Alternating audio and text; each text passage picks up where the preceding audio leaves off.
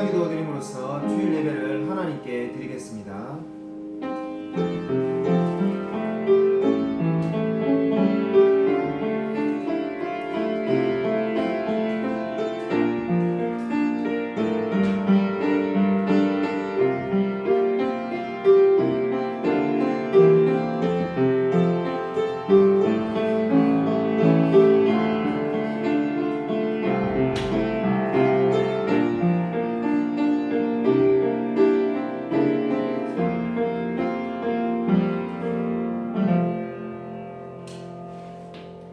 하나님 아버지 감사를 드립니다. 주님께서 지난 한 주간도 우리와 동행하여 주시고 우리의 삶을 인도하여 주심을 감사를 드립니다. 오늘 거룩한 주일을 맞이하여 우리가 주 앞에 나와서 하나님께 찬양드리며 예배드릴 수 있게 해주심을 감사를 드립니다. 아멘. 날마다 하나님의 은혜를 맛보며 주야로 그리스도의 말씀을 묵상하며 살아갈 수 있도록 은혜 부어 주시옵소서. 아멘. 이 시간에 하나님께서 우리와 함께 동행하여 주실 줄 믿사오며 살아계신 예수 그리스도 이름으로 간절히 기도드립니다. 아멘. 사도신경으로 우리의 신앙을 고백드립니다. 전능하사 천지를 만드신 하나님 아버지를 내가 믿사오며 그 외아들 우리 주 예수 그리스도를 믿사오니 이는 성령으로 잉태하사 동정녀 마리아에게 나시고 본디오 빌라도에게 고난을 받으사 십자가에 못 박혀 죽으시고 장사한 지 사흘 만에 죽은 자 가운데서 다시 살아나시며 하늘에 오르사 전능하신 하나님 우편에 계시다가 죄로서 사한 자와 죽은 자를 심판하러 오시리라.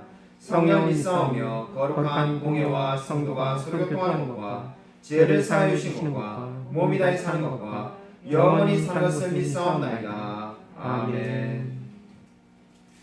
교동문 시편 100편입니다.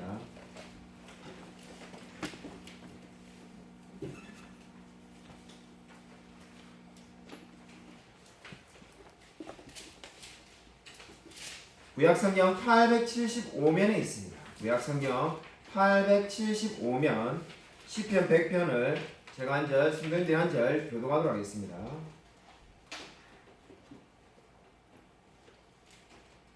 온 땅에 여호와께 즐거운 찬송을 부를지어다. 기쁨으로 여호와를 섬기며 노래하면서 그의 앞에 나아갈지어다. 여호와가 우리 하나님이신 줄 너희는 알지어다. 그는 우리를 지으시니요 우리는 그의 것이니 그의 백성이요 그의 기르시는 양이로다. 감사함으로 그의 문에 들어가며 찬송함으로 그의 궁정에 들어가서 그에게 감사하며 그의 이름을 송축할지어다. 함께 읽겠습니다. 여호와는 선하시니 그의 인자하심이 영원하고 그의 성실하심이 대대에 이르리로다. 아멘. 우리 영상으로 하나님께 찬양을 드리겠습니다.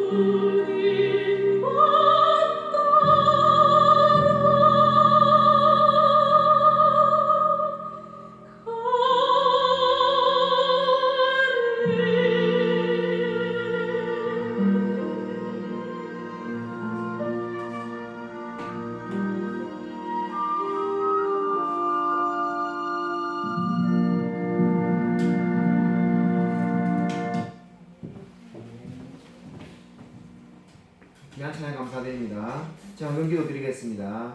하나님 아버지 감사를 드립니다. 참으로 방금 우리가 찬양으로 고백한 것처럼 우리가 늘 정말 주님의 은혜에 감사하며 살아갈 수 있도록 역사하여 주셔서 정말 그러한 신앙의 고백으로 하나님께 헌금을 드립니다. 주님께서 이 헌금을 받으시고 우리의 삶 가운데 복 내려 주셔서 우리의 인생 가운데 주님께서 날마다 찾아와 주시며 우리의 삶의 모든 부분들을 주님께서 필요를 채워 주실 줄로 믿습니다. 하나님 함께하여 주셔서 주께서 이번 한 주간의 삶에도 늘 동행하여 주실 줄 믿사오며 살아계신 예수 그리스도 이름으로 간절히 기도드립니다. 아멘. 우리 교회 소식 전하도록 하겠습니다. 옆에 있는 분들과 인사하도록 하겠습니다. 한 주간 평안하셨습니까? 인사하도록 하겠습니다.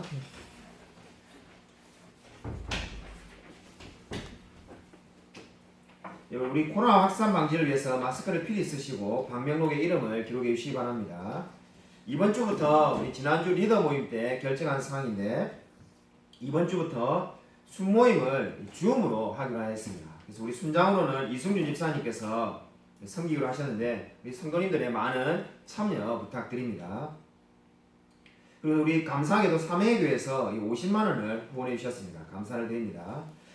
하이델베르그 요리문답 제74문을 하도록 하겠습니다. 제가 문제를 읽고 여러분이 답을 하시면 되겠습니다. 유아들도 세례를 받아야 합니까? 그렇습니다. 성민들뿐 아니라 유아들도 하나님의 언약과 교회에 포함되며 또한 성인들 못지않게 유아들에게도 죄로부터의 구속과 또한 믿음의 주인이신 성령이 그리스도로 피어 말미암아 약속되어 있으므로 유아들도 언약의 표의 세례를 통하여 기독교 교회에 받아들여지고 불신자들의 자녀들과 구별되어야 하는데 구약에서는 이 일이 할례를 통하여 이루어졌으나 신약에서는 그 대신 세례가 제정되었습니다. 아멘. 오늘 설교 말씀은 사도신경 강의 그 7번째 시간입니다. 요한일서 4장 7절부터 12절 말씀이 되겠습니다. 설교 제목은 그리스도의 죽으심입니다. 요한일서 4장 7절부터 12절까지를 제가 한 절, 성도님들이 한 절 교독하겠습니다. 신약성경 392면에 있습니다. 신약성경 392쪽 요한일서 4장 7절부터 12절까지를 서로 교독하겠습니다. 사랑하는 자들아 우리가 서로 사랑하자. 사랑은 하나님께 속한 것이니 사랑하는 자마다 하나님으로부터 나서 하나님을 알고 사랑하지 아니하는 자는 하나님을 알지 못하나니 이는 하나님은 사랑이십니다. 하나님의 사랑이 우리에게 이렇게 나타난 바 되었으니 하나님이 자기의 독생자를 세상에 보내심은 그로 말미암아 우리를 살리려 하심이라. 사랑은 여기 있으니 우리가 하나님을 사랑한 것이 아니요 하나님이 우리를 사랑하사 우리 죄를 속하기 위하여 화목제물로 그 아들을 보내셨습니다. 사랑하는 자들아 하나님이 이같이 우리를 사랑하셨은즉 우리도 서로 사랑하는 것이 마땅하도다. 어느 때나 하나님을 본 사람이 없으되 만일 우리가 서로 사랑하면 하나님이 우리 안에 거하시고 그의 사랑이 우리 안에 온전히 이루어지느니라. 아멘. 오늘 설교 제목은 그리스도의 죽으심입니다. 나이 먹은 에스키모인들은 병에 들면은 자신이 죽는다는 것을 알게 된다고 합니다. 그렇게 되면은 자기가 죽을 때가 됐다는 것을 알게 된 이 에스키모인들은 이 추위가 아주 심할 때에 잠자리에 들지 않고 자기 집을 조용히 혼자서 나온답니다. 그리고는 그 바깥의 그 추운 날씨 속에서 잠을 청하게 된다고 합니다. 그러면 결국은 그 추위 가운데서 잠을 자다가 죽음을 맞이하게 됩니다. 아마 우리가 생각에 따라서 이렇게 되면은 에스키모인들의 가족들이 사실상 자살을 방치했다고 볼 수도 있습니다. 어떻게 보든지 간에 이것이 바로 전해 내려오는 에스키모인들의 죽음의 방식입니다. 죽는다는 것이 무엇일까요? 셰익스피어는 마지막 유언에서 이렇게 말을 하였다고 합니다. 나는 예수 그리스도 나의 구세주를 통하여 영생을 얻기를 소망하며 창조주이신 하나님께서 내 영혼을 그의 손안에 거두시기를 원한다. 나의 육신은 흙에서 나왔으니 흙으로 돌아갈 것이다. 이렇게 고백을 하기도 했다고 합니다. 여러분 죽는다는 것이 무엇일까요? 방금 에스키모인들의 죽음을 맞이하는 방식과 그리고 셰익스피어의 마지막 유언을 말씀을 드렸습니다.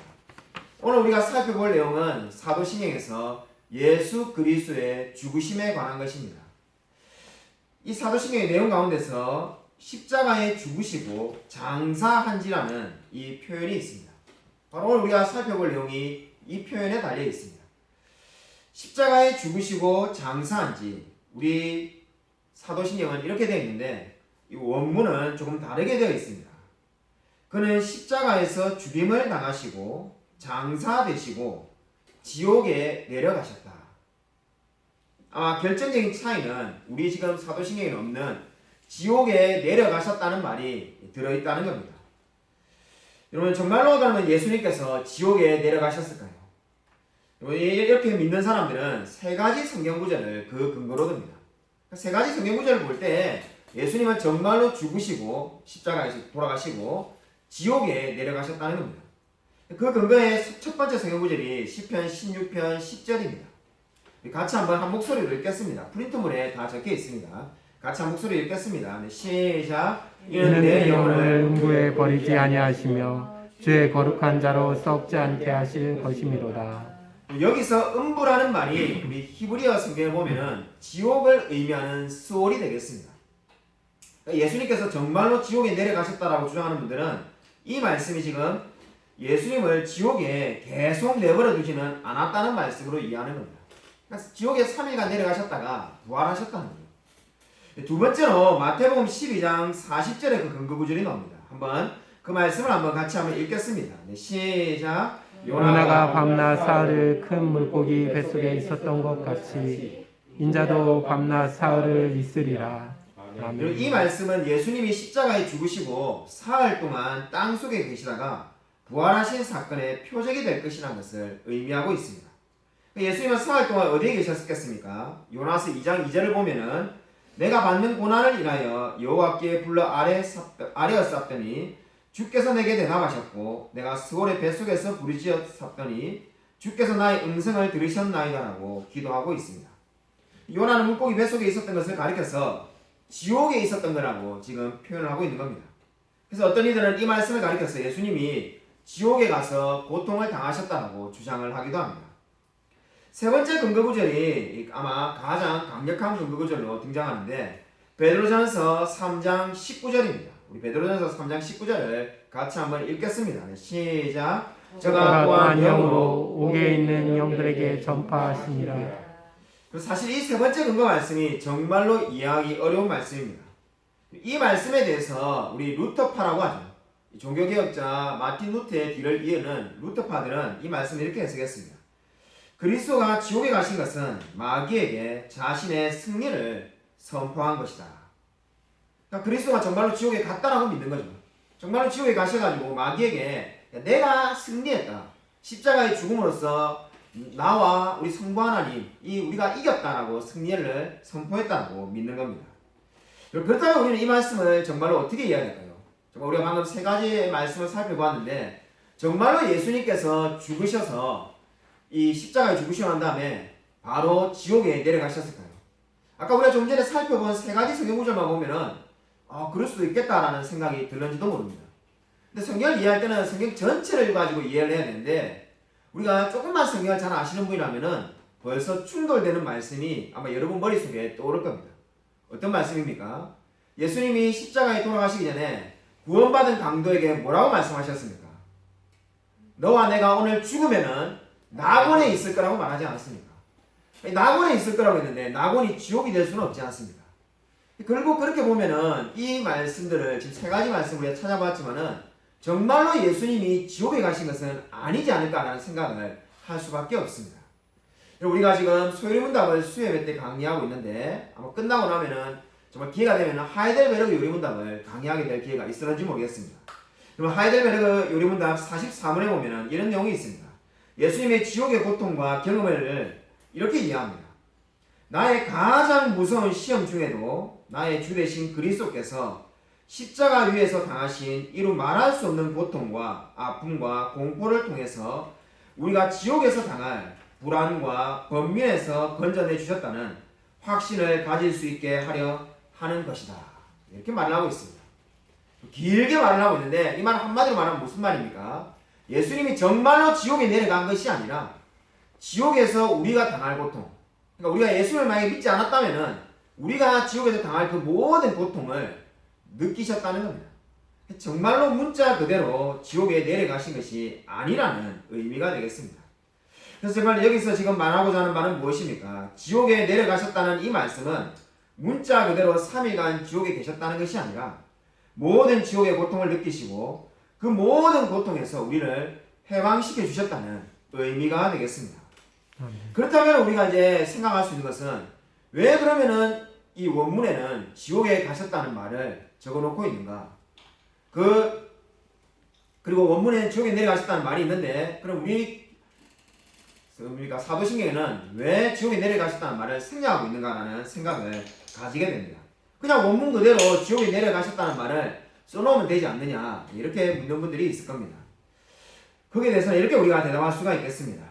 우리가 가지고 있는 사도신경에 만약에 지옥에 내려가셨다는 말을 써놓으면 어떤 일이 벌어지겠습니까? 아마 성경을 많이 아는 일부의 성도님들은 오해하지 않겠지만은 대다수의 초신자들이나 우리 많은 성도님들은 정말로 문자 그대로 예수님께서 지옥에 내려가셨다고 믿게 될 겁니다. 그런 오해를 방지하기 위해서 사도신경에서 지옥에 내려가셨다는 말을 생략하고 있는 겁니다. 저는 그러한 결정이 옳다고 믿습니다. 왜냐하면 많은 분들이 이러한 내용을 공부하기 전까지 그냥 단순하게 문자 그대로 믿는 오해를 막기 위해서입니다. 그러므로 오늘 이 사도신경은 지금 어떻게 말을 하고 있습니까? 진정으로 예수님이 지옥에 내려가셨다는 것은 저와 여러분이 당할 모든 고통을 대신 지셨으며 그 모든 고통에서 해방시키셨다고 말씀하고 있습니다. 이 진리를 믿으시기 바랍니다. 여러분 안토니 셀바지오라는 분의 책에서 구속에 대한 이런 이야기를 제가 읽은 적이 있습니다. 그분의 책에 보면은 그분이 만났던 한 작은 보트를 사랑하는 청년의 이야기를 기록해 놓고 있습니다. 그 청년은 보트를 너무나 사랑했는데 나무 보트를 만드는 게 취미였다고 합니다. 그래서 열심히 나무 보트를 만들어서 어느 날 타고 이제 이게 물가에 호숫가에 이렇게 세워뒀는데 갑자기 그날 밤에 폭풍이 불어가지고 이 보트를 잃어버리게 되었습니다. 그래서 너무나 안타까운 마음이 있었는데 어느 날 이 중고 가게를 보트를 파는 중고 가게를 지나가다 보니까 자기 보트가 거기 있는 것을 알게 되었습니다. 근데 자기 거라면 증명할 방법이 없으니까 결국은 자기 집에 가서 모아놓은 돈을 다 가지고 와서 그 자신이 만들었던 보트를 이제 중고로 값을 지불하고 사게 되었습니다. 사고 난 다음에 그 청년이 그 보트를 쳐다보면서 이렇게 말했다고 합니다. 작은 보트야, 너는 2번이나 내 것이 되었구나.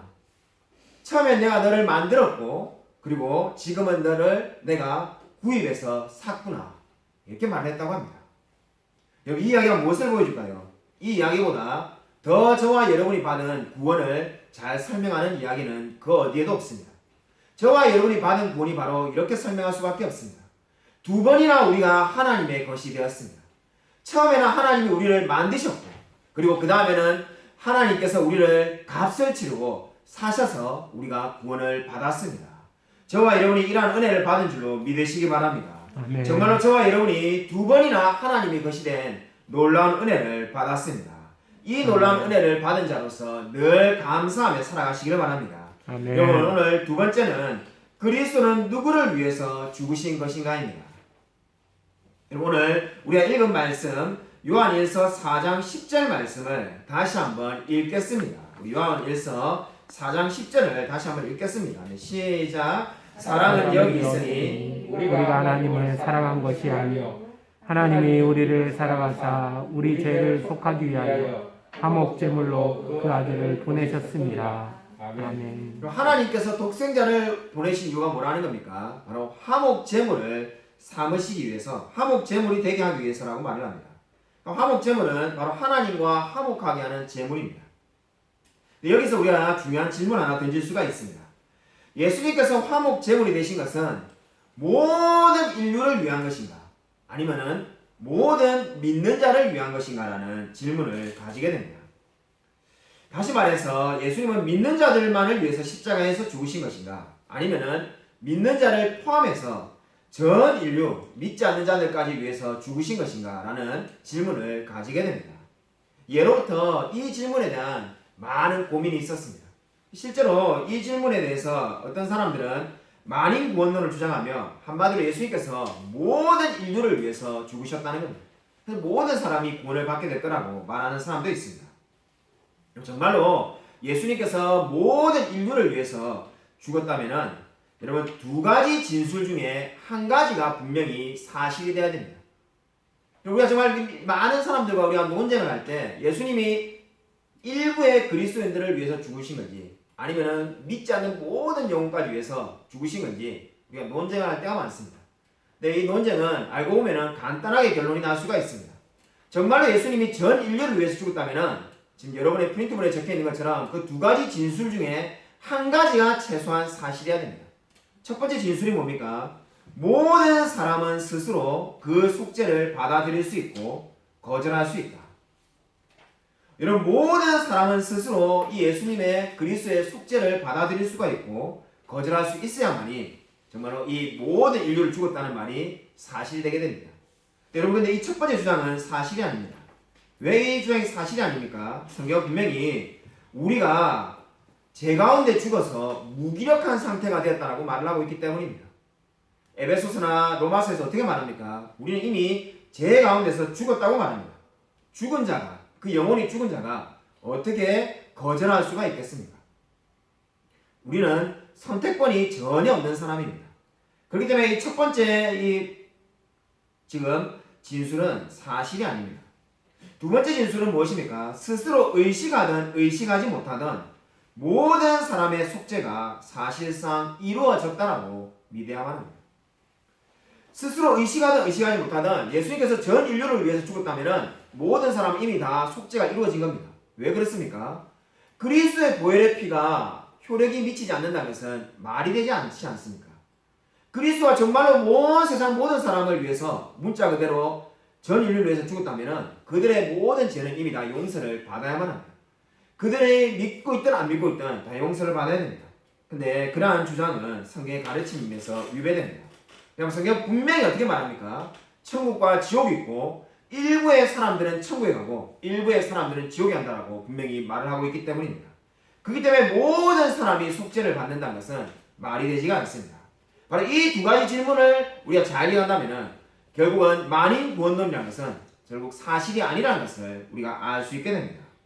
여러분 그렇다면 왜 성경이 분명히 이렇게 모든 사람이 구원받는다고 말하지 않는데도 불구하고 사람들은 끊임없이 그리스도의 죽음이 모든 사람을 위한 것이다라고 거짓된 가르침을 가르치는 것일까요? 그 이유를 청교도 존호에는 이렇게 말을 했습니다. 그리스도의 죽음이 모든 사람을 위한 것이라고 말하고 있는 이유는 불경건한 삶의 방식은 바꾸기를 원하지 않으면서도 구원은 받고 싶은 욕심 때문이다. 이 말을 기억하시기 바랍니다.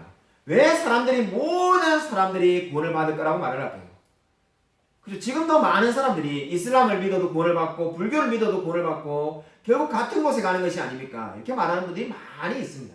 끊임없이 다 모든 사람들이 그렇게 말하는 분들이 있죠.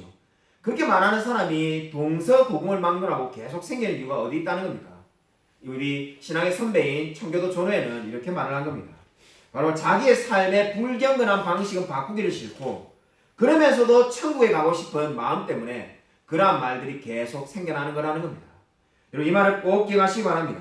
진정으로 그리스도의 죽음이 정말 나를 위한 죽음이 되려면 어떻게 돼야 되겠습니까? 내 모든 삶을 그리스도를 위해서 드릴 수가 있어야 됩니다. 나의 모든 삶을 바꾸기를 싫어하면서 그리스도를 위해서 정말 나는 구원받았다라고 말해서는 안 되는 겁니다. 진정으로 저와 여러분을 위해서 죽으신 그리스도를 날마다 찬양하며 살아가시기를 바랍니다. 그리고 D.M. 스탠즈라는 분이 캘리포니아에서 전도를 하고 있었습니다. 전도를 막 끝내려는 순간에 처음 보는 사람이 와서 이렇게 물었다고 합니다. 당신이 이 십자가에 관해서 말하는 방식이 참 마음에 들지 않습니다. 자, 당신이 전도하는 것을 딱 보니까는 제일 마음에 안 드는 것이 당신이 계속해서 예수 그리스도의 죽으심에 대해서 강조하는 것을 들었습니다. 그러기보다는 차라리 예수님의 모범 되신 삶, 그거를 강조해서 우리 보고 닮아라고 하는 게 더 은혜롭지 않겠습니까? 라고 말하는 분을 만났다고 합니다. 그래서 스턴즈라는 그분이 이렇게 대답했다고 합니다. 당신이 그렇게 지적을 해주니까 제가 오늘 이 순간부터 바로 따르겠습니다.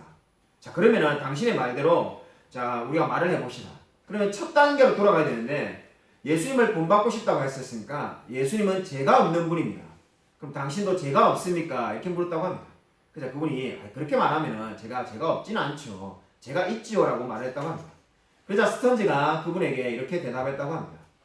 죄가 있다고 말한다면, 그리고 그리스도는 죄가 없으신데 죄가 있어서 그분을 닮을 수 없다고 말한다면 당신에게는 모범이신 예수님이 필요한 것이 아니라 구세주가 필요한 겁니다. 이 말이 무엇을 의미합니까? 우리가 많은 사람들이 그리스도를 닮고자 합니다. 실제로 불교를 믿는 분도 성경에 있는 분이 많이 있습니다. 그리스도의 수많은 행동, 그 삶, 도덕적인 가치관 따르고 싶어하는 분들이 너무나 많이 있습니다. 그러나 그러한 것이 그들의 영혼을 결코 바꿀 수가 없습니다. 그리스도를 통해서 우리의 삶이 바뀌길 원한다면 먼저 무엇을 믿어야 됩니까? 그리스도가 나의 구세주임을 믿어야만 합니다. 내가 하나님을 만나지 않고서는 결코 구원을 받을 수 없는 자임을 믿어야만 합니다. 저와 여러분이 바로 이 놀라운 진리를 믿은 자인 줄 알고 늘 날마다 감사하며 살아가시기를 주님의 이름으로 간절히 축원드립니다. 그리고 오늘 마지막으로 세 번째는 그리스도의 죽음과 우리입니다. 지금까지 사도신경에서 지옥에 가셨다는 말의 의미와 예수님께서 십자가에서 죽으신 것은 모든 인류를 위해서 죽으신 것이 아니라는 것을 우리가 배웠습니다. 그리고 예수님께서 죽으신 것은 믿는 자만을 위해서 죽으신 거라고 우리가 지금 살펴보았습니다. 그렇다면 이 십자가에서 돌아가신 예수 그리스도를 우리가 어떻게 믿게 되는 것일까요? 우리가 날마다 예수님을 믿는다 이렇게 말하는데 우리가 이 믿는다는 말 속에 어떤 것이 포함되어 있을까요? 복음을 믿는 것에는 4단계가 늘 포함되어 있습니다. 첫 번째 단계는 죄를 뉘우치고 복음이 하나님의 말씀이라는 것과 예수님이 하나님이 정하신 구원의 길을 보여주신다는 것을 믿어야만 합니다.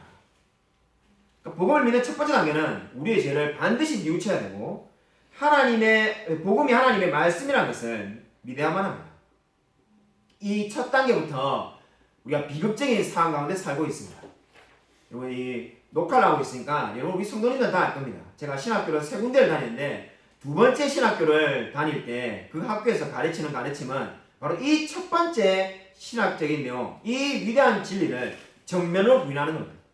거기서 제가 듣고 정말 깜짝 놀랐던 것은 요한복음을 보면은 이 회개와 거듭남이 같이 등장하지 않는다는 겁니다. 성경에 우리가 이 거듭남과 회개가 늘 짝을 이루면서 등장하는데 요한복음에는 결코 그렇게 등장하지 않기 때문에 반드시 회개야만이 거듭나는 것은 아니다라고 가르칩니다. 그걸 듣다 보면은 이게 뭔가 이상하다는 생각이 드는데 처음에는 왜 그렇게 가르칠지 이해를 못했습니다. 제가 지금은 이제 확신을 하는 것이 바로 이 1단계부터 부인하는 겁니다. 여러분 누구든지 나는 정말로 예수님을 믿었다라고 말하는 사람은 반드시 뭐가 선행돼야 됩니까? 죄를 뉘우쳐야만 하는 겁니다. 그것이 지금 바로 복음을 믿는 첫 단계입니다. 나는 하나님 앞에서 한 번도 죄인이라고 고백한 적이 없다라고 말하는 사람이 결코 그리스도인이 될 수가 없습니다. 여러분이 정말로 자신이 그리스도인이라고 믿는다면 최소한 한 번은 인생에 적어도 한 번은 나는 하나님 앞에서 비참한 죄인임을 인정한 적이 있었어야만 합니다. 그것이 바로 이 첫 번째 단계가 말하는 내용이 되겠습니다. 두 번째 단계의 내용은 믿음과 구원이 중요한 관계를 맺고 있다는 겁니다. 믿음이 있는 자만이 구원을 받을 수가 있습니다. 아까 제가 두 번째 진술을 본 것처럼 그냥 내가 하나님을 믿든지 안 믿든지 모든 속죄가 만인을 위해서 이루어져 있는 것이 결코 아닙니다. 믿음이 생겨야만이 구원을 받는 줄로 믿으시기 바랍니다. 오늘 세 번째는 복음을 믿는 단계 세 번째는 성령을 통해서 자기 자신에게 구원자가 필요하다는 사실을 깨달아야만 합니다. 구원자가 필요하다는 것을 깨달아야 합니다. 나는 내 스스로 인생을 살아갈 수 있다는 사람이 그리스도인이 될 수가 없습니다. 나는 정말로 구원자를 필요하다고 고백하는 사람, 그 자에게 어떻게 됩니까? 바로 하나님께서 찾아와 주시는 겁니다. 그래서 성경으로 말한다면 마태복음 11장 28절처럼 나는 스스로가 수고하고 무거운 짐진자임을 깨달아야만 하는 겁니다. 내가 정말로 그리스도가 아니고서는 이 모든 죄의 무게를 견딜 수 없다는 것을 깨닫는 자만이 성령을 체험하게 되는 겁니다. 그리고 네 번째 단계는 그리스도가 자기에게 나오는 사람들을 기꺼이 받아주신다는 복음의 약속을 믿고 그분께 자신의 영혼을 진지하게 의탁해야 되는 겁니다. 내 모든 영혼을 그리스도께 맡겨야만 하는 겁니다. 하나님을 믿는다고 말하지만은 나의 마음을 그리스도께 맡기지 않는 삶은 결코 존재할 수가 없습니다. 나의 모든 것이 이제 그리스도께 맡겨진 자만이 구원을 받게 되는 줄로 믿으시기 바랍니다. 그리고 오늘 이 복음에 믿는 네 단계를 기억하시기 바랍니다. 그리스도가 우리를 위해서 죽으신 이유가 뭡니까? 바로 우리를 그리스도인으로 만드시기 위해서입니다. 정말 우리가 정말로 하나님을 믿는 자라면 이 복음을 믿는 네 단계를 이미 우리가 거친 줄로 믿으시기 바랍니다. 아멘. 지난주에 제가 예전에 말했던 미국에 있는 우리 차순옥 집사님께서 다시 전화가 오셨습니다. 그래서 그분께서 막 동생의 구원을 위해서 계속 기도하고 있다고 말을 이렇게 계속 하시길래 제가 이제 그동안 저도 이 새벽 기도 때마다 기도해가지고 제가 든 생각이 있어서 제가 그분에게 이렇게 제안했습니다. 그냥 동생에게 계속 그냥 예수 믿어라, 교회 가라 이렇게 말해가지고 교회를 가기가 쉽지가 않을 겁니다. 왜냐하면 평생 교회를 안 다닌 사람이 특히나 교회 그리스도인들에게 상처가 많은 분이 제발 어떻게 교회를 뭐 우리 교회든 강남의 어느 교회든 가겠습니까? 제가 보기에 그렇게 역사가 일어나는 것은 물론 기적이 일어나면 좋지만은 그는 쉽지가 않고 제가 보기에 제일 현실적으로 가능성이 있는 것은 저는 그런 생각이 드는 것이 동생에게 전화하셔가지고 정말 이 누나가 소원인데 내가 아는 목사님이 한 분 있으니까 그게 바로 저죠. 이 김성실 목사를 집에 한번 초대해가지고 한번 예배만 한번 드려라. 예배만 한번 드리면 더 이상 뭔가를 말하지 않겠다. 이렇게 해서 일단 예배를 한번 드리면은 그때 저도 기도해서 성령이 역사하셔가지고 정말 그때 감동을 받아가지고 다시 또 한번 예배를 더 드리든지 아니면 교회에 나오게 되든지 아니면 설사 뭐 아무 일이 안 일어나더라도 예배를 딱 한번 드렸으니까 안 드린 것보다는 훨씬 낫지 않겠습니까? 제가 이렇게 하는 것이 올바른 방법인 것 같습니다. 라고 말씀을 드리자 그분께서 그래도 마음이 넓으셔서 바로 그걸 받아들이셔가지고 그날 바로 동생에게 전화하셔가지고 막 수십 번을 설득하셨다는 거예요. 절대 그렇게 안 하겠다니까 계속 설득해가지고 이 동생분에게 이제 동생분이 억지로 그러면은 그 누님이 아는 그 목사님에게 그 전화번호를 알려주나 이렇게 된 거예요. 그래서 우리 그 차수옥 집사님하고 제가 이제 그 지난주에 의논을 해보니까 바로 동생분에게 또 전화를 하기는 그렇고 그래서 제가 지금 다음 주에 전화를 드려가지고 이제 찾아뵙기로 그렇게 지금 마음을 먹고 있습니다. 여러분이 기도를 해주셔야 되는 것은 분명히 지금 차수옥 집사님에게 지금 우리 녹음을 하고 있으니까 배모모인데 2부 예배 때는 이름 성명을 다 말했습니다. 녹화를 하고 있으니까 지금 우민이 아파트에서 사는 이 배모 씨분이 동생 언니분에게는 저를 만나겠다고 말했지만은 좀 일주일 사이에 또 마음이 바뀌어가지고 안 만난다고 할 수도 있고 또 만나도 마음의 문이 열려야 되니까 이번 주에 정말 여러분이 생각나실 때마다 꼭 기도해 주시기 바랍니다. 정말 그 한 영혼이 너무나 천하보다 귀한데 이 특히 코로나 시대에 정말 우리가 복음을 전하기도 어렵지 않습니까? 정말 주님이 주신 귀한 기회라고 생각하고 저도 기도하고 여러분도 꼭 기도해서 그 영혼이 주님을 만날 수 있도록 기도해 주시기 바랍니다. 그러면 정말로 그것이 바로 오늘 그리스도께서 우리를 위해서 죽으신 이유이지 않겠습니까? 우리가 먼저 하나님을 믿었고 지금 이 복음을 전해야 되지 않겠습니까? 북캐롤라이나 지역의 벨바 바필드라는 여인이 1급 살인죄로 고소를 당했던 적이 있습니다. 그녀가 이렇게 살인죄로 고소를 당해서 이제 감옥에 가겠을 때만 해도 이 벨바 바필드를 통해서 수많은 영혼들이 변화될 거라고 그 누구도 짐작을 못했다고 합니다. 이 일이 1978년에 일어난 일인데 이 벨바 바필드는 그녀의 어머니와 그리고 약혼자를 포함해서 4명을 죽인 죄로 지금 감옥에 들어가게 된 겁니다. 그래서 이렇게 자기의 죄를 전혀 부인하지도 않고 이제 모든 것을 시인했는데 왜 그렇게 했냐고 말하니까 어릴 때 근친상간을 당해서 그 상처가 있었고 그러다 보니까 정신병이 걸려가지고 우울증 약을 먹다가 결국 어머니와 약혼자를 비롯한 4명을 살해하게 된 겁니다. 근데 감옥에 있는데 한 강수가 24시간 동안 늘 라디오로 복음 방송을 들었다고 합니다. 그 복음 방송을 늘 간수가 듣고 있으니까 제수인 벨바 바필드도 같이 듣게 되는 거죠. 그 방송에서 이런 이야기가 나오게 됩니다. 정말로 예수 그리스도가 우리의 모든 죄를 위해서 죽으셨다는 말을 듣고 감동을 받습니다. 그때 이 벨바 바필드가 이렇게 고백을 했다고 합니다. 나는 정말로 예수 그리스도가 나를 위해서 돌아가셨다는 것을 이해하지 못하였습니다. 근데 정말로 이제는 그 말을 믿게 되었습니다라고 말을 했다고 합니다. 그래서 6년 동안 감옥에서 사형수로 있으면서 수많은 동료 사형수들에게 전도를 했다고 합니다. 그리고 그 소문은 세상에도 퍼져가지고 수많은 사람들이 감동을 받는데 그 중에 이 루스라는 분이 이제 편지를 주고 받게 된 거죠. 루스가 감동을 받아가지고 이제 그 루스도 은혜를 받고 그리스도인이 됩니다. 이 벨바라는 이분이 바로 마지막으로 루스에게 편지를 보낸 그 그 편지에 이런 말이 적혀 있었다고 합니다. 내가 8월 31일에 사형 집행을 받게 될 때 나는 주님께서 나에게 구원의 은혜를 주시고 살아있는 은혜를 주신 것과 마찬가지로 나에게 죽음의 은혜를 주시리라는 것을 알고 있습니다. 이 무슨 말입니까? 살아있을 때도 하나님께서 내게 은혜를 주시는 것처럼 죽을 때도 하나님이 은혜를 베풀어 줄 줄 믿는다는 겁니다. 완전히 그리스도인이 되었습니다. 이 벨바 바필드라는 이분은 미국 역사상 22살에 사형이 집행된 최초의 여자였다고 합니다. 결국은 이 분의 장례식 때 추도사를 전했던 목사님은 이렇게 말했다고 합니다. 그녀는 위험 있게 죽어갔으며 목적을 가지고 죽어갔습니다. 여러분, 오늘 우리가 그리스도의 죽음에 대해서 우리 오늘 말씀을 살펴보았습니다. 죽는다는 것이 무엇일까요? 우리가 삶이 너무나 분주하기 때문에 사실 죽음에 대해서 그다지 생각하지 않습니다. 장례식장에 갔을 때나 정도 생각하지 그렇게 많은 생각이 들지가 않습니다. 죽는다는 것이 무엇일까요? 어느 한 청교도는 죽음에 대해서 이렇게 고백을 하였습니다. 죽음이란 단지 우리에게 대궐문을 활짝 열어주는 험상궂게 생긴 문지기일 뿐이다. 여러분, 이 말이 무엇을 의미합니까? 죽음이라는 것은 우리가 정말 천국이라는 대궐에 들어가 있는데 그 앞에 있는 험상궂은 문지기가 문을 열어주는 것에 불과하다는 겁니다.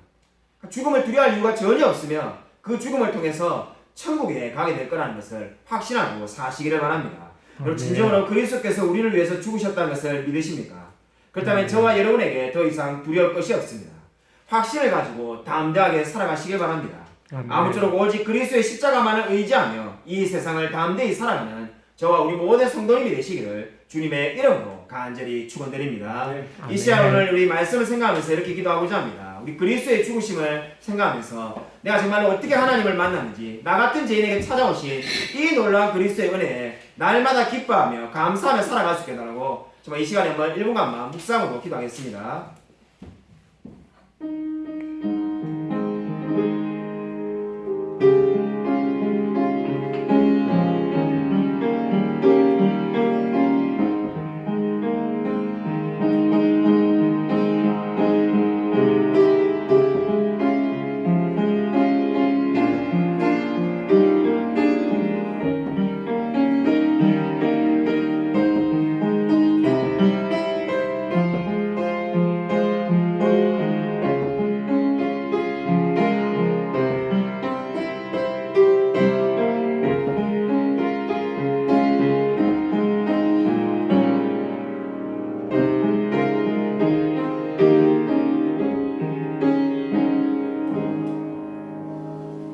감사를 드립니다.